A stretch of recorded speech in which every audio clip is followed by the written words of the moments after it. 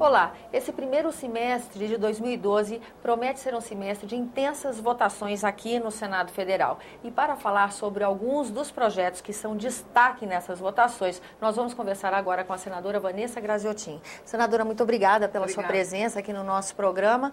Eu começo comentando com a senhora a questão do Conselho Nacional de Justiça, que o ano passado se encerrou com aquela polêmica da discussão no Supremo Tribunal Federal. Sobre as atribuições, a possibilidade ou não do Conselho Nacional de Justiça investigar os juízes, né? Havia uma compreensão dentro do Supremo Tribunal Federal de que essas investigações só poderiam ter curso a partir do momento em que as corregedorias não fossem operantes, não é? Mas com o julgamento recente, em uma votação apertada, 6 votos contra 5, decidiu-se que o Conselho Nacional de Justiça tem amplos poderes para investigar juízes. Aliás, essa foi a concepção que levou à criação do Conselho Nacional de Justiça, porque o Poder Executivo tem uma fiscalização popular e aquela que parte do Poder Legislativo.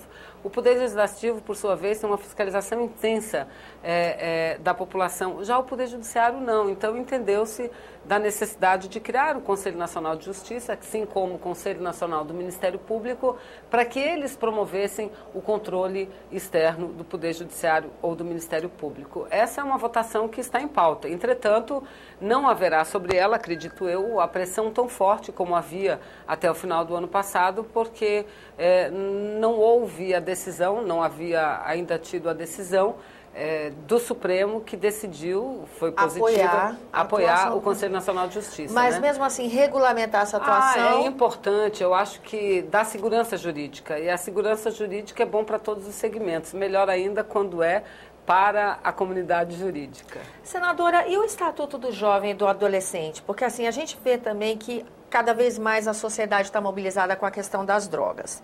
E os envolvidos no atendimento dos usuários de droga falam sempre como é assustador ver o crack e o jovem, como o crack dizima a possibilidade dessa população jovem ter condição de se desenvolver, de trabalhar, de se colocar na sociedade. Em que medida esse estatuto que está em pauta aqui no Senado Federal ajuda, protege, cria perspectivas positivas para a inserção no mercado de trabalho, para a educação, para a segurança, para a saúde do jovem? O Estatuto da Juventude, assim como é o Estatuto do Idoso, é um marco regulatório muito importante na relação do Estado e da própria sociedade com os seus jovens, não é? Agora, não dá para a gente imaginar que o Estatuto poderá substituir as políticas públicas, porque grande parte, os fatores que levam os jovens à droga, à marginalidade, à criminalidade, são fatores sociais, é a falta de perspectiva que tem os jovens, não é? Então, o Estatuto, ele é muito importante, mas não vai resolver este problema, não é?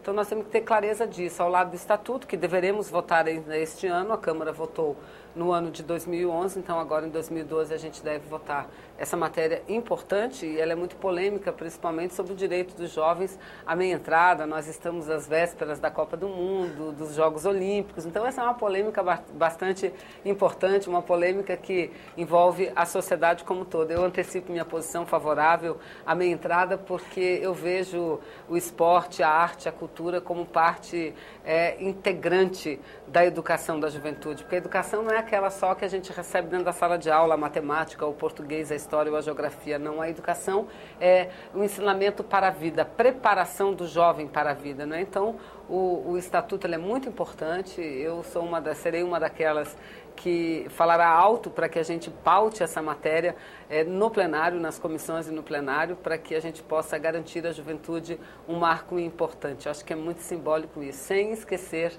as políticas públicas, aquela que garanta que o jovem que queira ser médico possa ter a possibilidade de ser médico, o jovem que queira praticar esportes possa ter a possibilidade de praticar esporte, e alguma coisa disso também está incluída no Estatuto da Juventude. Agora, eu acho que um dos pontos importantes da nossa pauta, nós teremos um ano encurtado por conta das eleições. Não são eleições estaduais, nem é uma eleição nacional, mas são eleições municipais, e todos nós, os parlamentares, nos envolvemos diretamente nas eleições, né? Apoiando um candidato aqui, num outro município.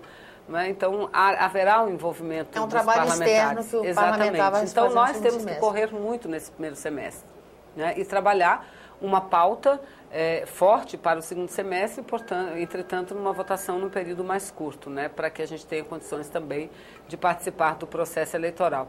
E eu penso que nós deveríamos colocar como prioridade, né, e isso tem sido o pensamento do presidente da Casa, presidente Sarney, senador Sarney, a regulamentação da tramitação das medidas provisórias. Essa é a matéria que está na Câmara, não está aqui. Nós já votamos ano passado. Por aqui, já gerou muita polêmica aqui. Mas nós temos que exercer atividades, nós temos que adotar algumas ações que levem a Câmara dos Deputados a votar essa matéria. Do contrário, a gente vai continuar vivendo os mesmos problemas em relação à análise das medidas provisórias. Ou seja, a Câmara de Deputados esgota todo o tempo para análise da medida provisória e quando chega ao Senado é só para a gente dizer sim ou não. E não pode ser assim. Nós temos que ter a possibilidade de emendar, nós temos que ter a possibilidade de colocar nossas opiniões. De se manifestar, né? Exatamente, em relação às matérias, assim como fazem os deputados federais. Falando nessa linha de pauta, nós temos outra questão que andou em debate na nossa casa aqui ano passado e que agora volta a questão do voto secreto, né? Em que termos, em que medida a senhora acredita ou acredita que voto secreto é necessário no funcionamento de uma casa como essa? Olha, eu acho que é uma coisa que nós temos que analisar com muito critério, né? E sem paixões. Se você vai com a sociedade, você é a favor ou contra o voto secreto, a maioria da população vai dizer de imediato, a primeira resposta que vem à mente é eu sou contra o voto secreto. Porque eu acho que o parlamentar que eu elegi, ele tem que mostrar o seu voto. Agora, veja quem é que exerce pressão sobre o voto de um parlamentar. Não é só a população. Há uma forte pressão do poder econômico. Muitas vezes há uma forte pressão do próprio poder político, Então, eu acho que é o caso de nós analisarmos quais as questões deveriam ficar sob voto secreto ou não. Talvez reduzir o leque de matérias que poderão estar sujeitos ao voto secreto. Porque se por um lado o voto tem que ser aberto, por outro lado a gente vai permitir, abrindo todo tipo de voto, a gente vai permitir que outro tipo de pressão seja exercida. Por exemplo, se você vota para um integrante do Conselho de Justiça, do Tribunal de Contas, dificilmente, se o voto não for um voto fechado, você poderá deixar de atender a um pedido do seu partido, a um pedido da sua base, da base a que você pertence, mesmo discordando daquele nome. Se você tem a possibilidade de votar secretamente, você faz a sua escolha de acordo com as suas ideias, sem estar sujeito a qualquer tipo de pressão.